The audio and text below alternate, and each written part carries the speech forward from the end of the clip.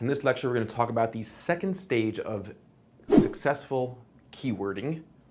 I just coined a word, keywording, but I like it. And that's called keyword planning. It's sort of this middle phase between between keyword research and keyword organization. And keyword planning is you're starting to get a more concrete understanding of how your account overall is going to be structured. You've completed your research. You now have a really good understanding of all the potential available keywords and search terms. You have all these different ideas, but everything is still pretty unstructured. You have these top of the funnel ideas, you have peripheral keywords, you have middle of the funnel, bottom of the funnel. You just have a lot of ideas. You've done a lot of research. You understand more about your competition, but things haven't necessarily come together yet. So that stage of planning is where you're going to start getting a better sense of what your final account or campaign or ad group even, this could all be done at each level of that hierarchy, is going to ultimately look like. So let's talk about the different stages of keyword planning in a little bit more detail. So what is keyword planning? You're beginning to map out your keyword bid strategy, number one. All right, so now you've done some research. You want to start figuring out during the keyword planning stage, this ad group or this campaign is going to be starting off with this bidding strategy, whether it be target CPA, target ROAS, manual CPC, enhanced CPC.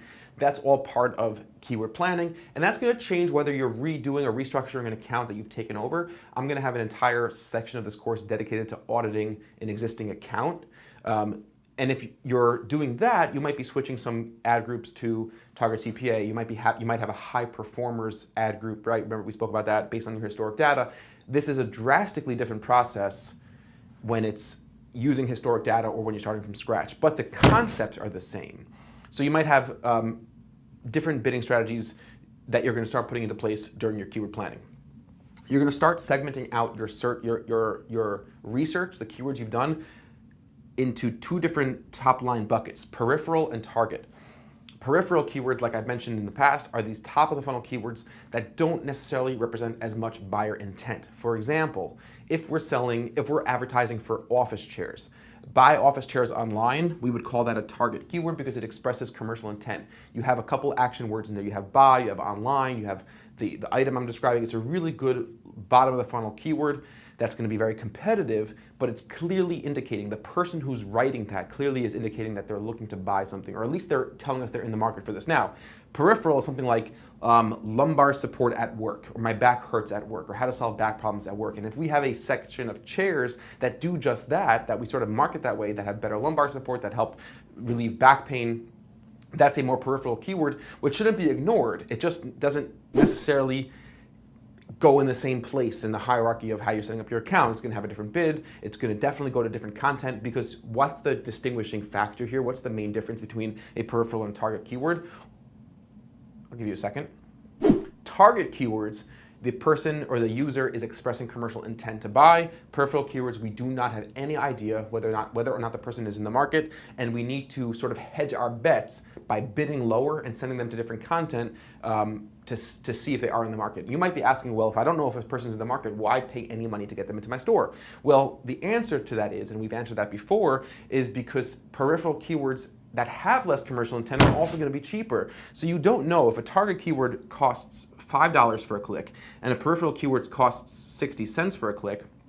It all depends on the conversion rate. So yeah, much fewer of the peripheral searches are going to convert, but you don't know if a peripheral search will convert at a maybe an even more profitable level, because the target searches are much more saturated, therefore much more competitive. Remember, Sergey Brin and Larry Page up in Google and Mountain View are not determining what any keyword should arbitrarily cost. It's the competitors. It's you, it's your competitors. It's Poppin, it's Macy's, it's Amazon, it's all the other online retailers that are competing on the same keyword that are determining what every single individual keyword search term should cost. So again, you have to test these peripheral keywords. That's how you're going to have an outstanding campaign. If you're just running target keywords, you're just going to be the same as everybody else. If you understand how to profitably bid and come up with ideas and organize peripheral, middle, top of the funnel keywords, that's where you're going to be a top 1%er when it comes to Google Ads. Psychological constructs. You're going to begin to segment out search terms by the buyer funnel and how a person is searching. So you have people who describe their question themselves, right? Like, how do I solve my back problem online? They like literally talk to search engines with questions. Other people look for specific products. Other people look for model numbers. You're going to start looking at your search terms and using psychological constructs, which we'll talk about when we talk about the buyer's funnel, when we talk about keyword planning in greater detail, when we actually go and do it, you're gonna start understanding your keywords in terms of psychological constructs, because why? That's going to inform what a bid should look like and what content it's gonna go to as well. And you're gonna also begin to understand through keyword planning, how should you start? You can't start with everything. And in most cases, unless you have an enormous budget.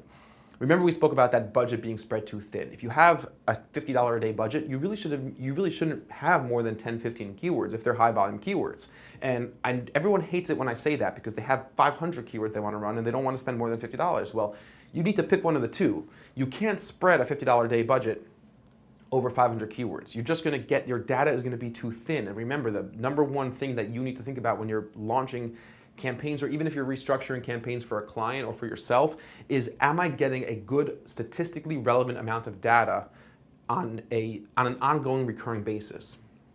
There's no specific rule, but I can tell you that a $50 a day budget should not be spread between 500 keywords. So where should you start? You're going to start taking a good amount of these targets, because that's really where you want to start. You want to spend 80% of your budget on the targets and around 20% of your budget on the peripheral keywords, because the peripheral keywords, some of them are going to work, some of them are not.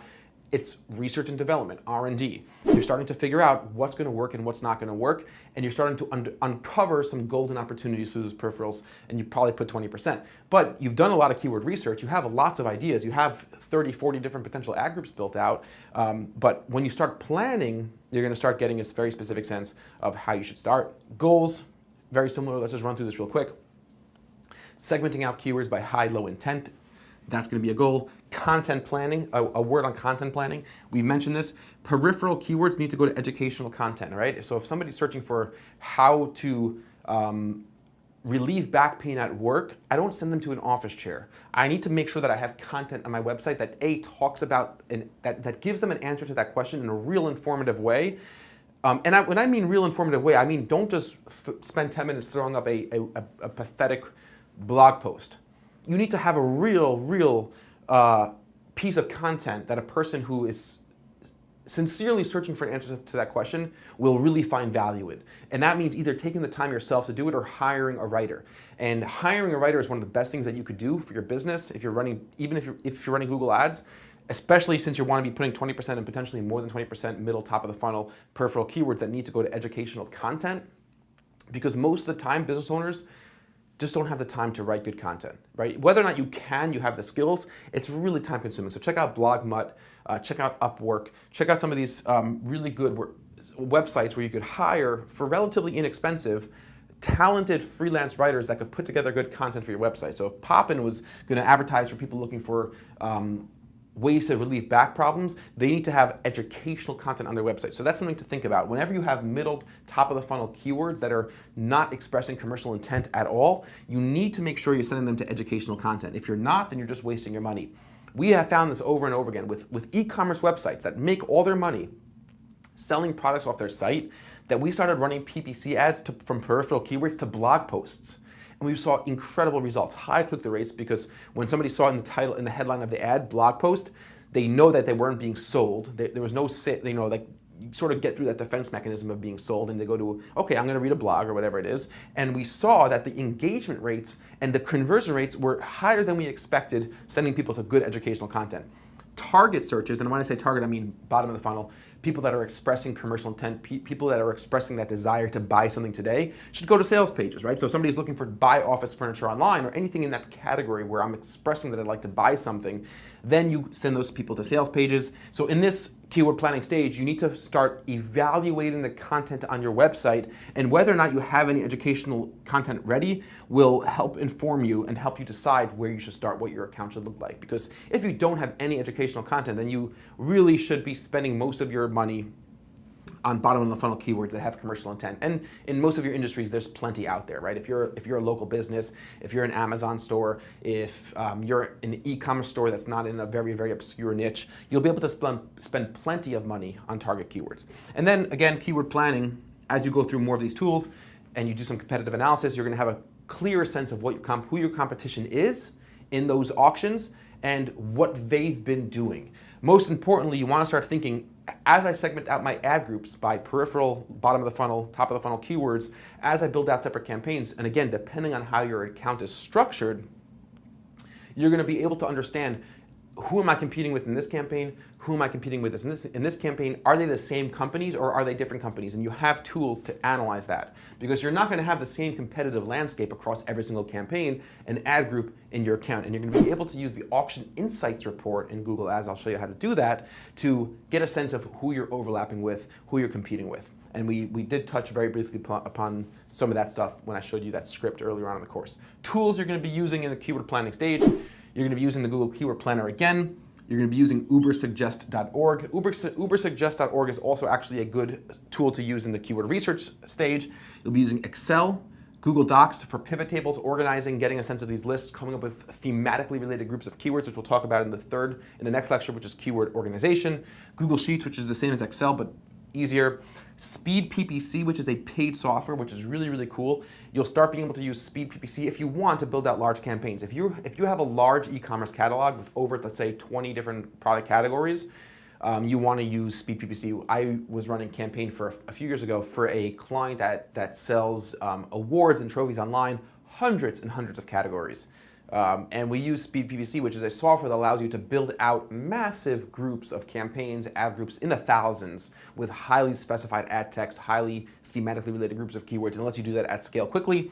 For most of you, it's not worth the cost because you should really learn how to do it within Google Ads, and which also leads me to AdWords Editor, Google Ads Editor, which is a offline software that sort of mimics the Google Ads dashboard that allows you to potentially build out large campaigns at scale a little bit faster than doing them inside the Google Ads interface, but you shouldn't really worry about the AdWords Google Ads Editor.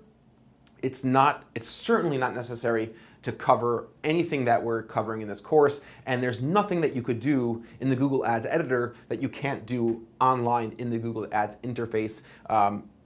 Maybe if you're doing some huge amount of work, it'll be a little bit faster to do in the editor, but we're not even going to focus on the editor at all. But if you do want to download that and take a look at what that looks like offline, certainly go ahead and take a look at that. So now you have a good understanding of keyword planning, what the goals of keyword planning are. You're starting to sort of see how complex putting together a good keyword list really is. And it is complex. And once you spend the time doing it, you'll see as you build more campaigns for more clients, or as you build more campaigns for your own company and your own business, it's going to go faster and faster and easier, and these things will become second nature to you. In the next lecture, we're going to briefly talk about keyword organization. I'm going to run through it real quick because in the future lectures, we're going to get into it in much more detail. So thanks for bearing with me. I look forward to seeing you guys very soon in the very next lecture.